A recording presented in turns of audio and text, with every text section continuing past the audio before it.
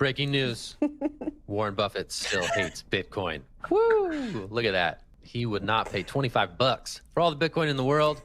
And there's some interesting details in this. They were speaking at an event, I believe it was the Berkshire Hathaway event, and he and right-hand man Charlie Munger were saying that Bitcoin is rather evil. Some interesting details in there about how Bitcoin undermines the Federal Reserve, but also Warren Buffett doubling down on his long-standing stance that Bitcoin is dumb. So that's what he says. It's increasingly a minority position among Wall Street titans, and yet he is sticking with it. Why? Because it doesn't do anything. He'd buy up the land, he'd buy up the apartments, he wouldn't buy up the Bitcoin. Doesn't do a thing. So anyway, Warren Buffett doubling down on his anti-Bitcoin stance. Interesting to see that he continues to zig while others in the Wall Street scene zag toward Bitcoin. But I don't know what much more to say beyond that. But I will toss it to Will for his initial thoughts on Buffett. Yeah, let's parade out the two things that we saw on Twitter about this, which is the most important place to get intellectual conversation about Bitcoin.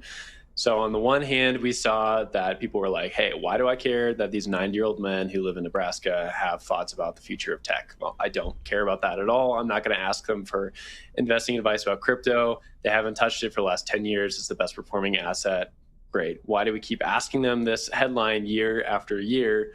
Well, we know why we do it. It clicks really, really well. The other side of it was like a lot of Bitcoin maximalists who were like pretty toxic, surprising, for going after these two for not picking up on Bitcoin at this point. But I think you just have to look at Charlie Munger's position and look at Warren Buffett's position and see like how well they have done over the years. And then you think, oh, well, why would they care? They don't need Bitcoin. They don't need to care about Bitcoin. They're continue to do well. They continue to be relevant. Every year, this headline rolls out for a reason, because they do well in other markets. And so people are maybe waiting for some sort of narrative flip from them, but like that's not going to happen. Like, why would that ever happen in this situation? It's just a distraction from the thing that these two people really focus in on and do well with. I will say, though, that they do hit the quotes pretty well. So we should turn back to those really quickly.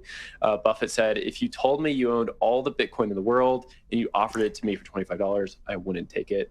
What would I do with it? There's also another great line from, I gotta pull down here, from Munger, said, in my life, I try to avoid things that are stupid, evil, and make me look bad in comparison to someone else. Bitcoin does all three. Those are pretty solid lines. I will say that. Like they're good at getting the attention and just rolling these quotes out immediately. They must have some experience with describing assets.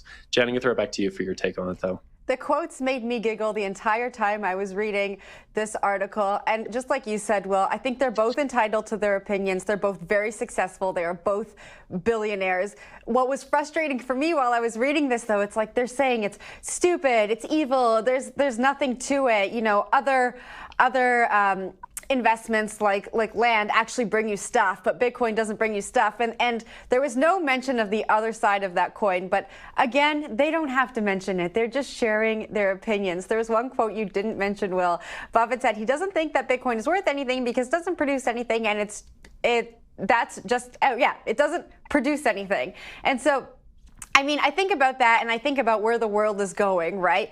We're talking about Bitcoin not producing anything. And I talk about the people who are coming up a lot on this show, you know, like the kids that are playing Roblox, the kids that are more operating in this world that we think will eventually become the metaverse. And the technology behind Bitcoin does produce something for those people. And so reading this was funny. They don't have to get it, or they can get it, and they don't have to say they get it. But I think that we all know that there is something behind Bitcoin that people should be paying attention to. Before I pass it to you, Zach, I was thinking while I was reading this, I really want to see Jack Dorsey interview both of these guys. I think it could be amazing and great and hilarious. But Zach, I saw your hand go up.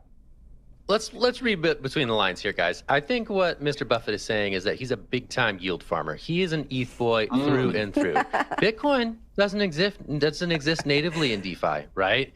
It doesn't give you the returns, the yields that some of the DeFi options on Ethereum and other smart contract platforms do. And clearly that's what he's going for here, right? He is putting money in the box, as famously articulated by Sam Bankman-Fried last week, and he wants those yields. So I think it's just time for, like, you know, the Ethereum people to start red pilling Buffett and saying, okay, I know Bitcoin is an asset, right? It's digital gold, But on the other side of the ledger, we got this Ethereum stuff, and it powers all these financial applications.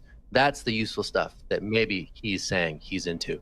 That would be crazy if he just skipped Bitcoin, went full degen, and we saw him in the wilds of some pretty crazy yield farms. How about that? Should we take some bets? Jen? Buffett Dow.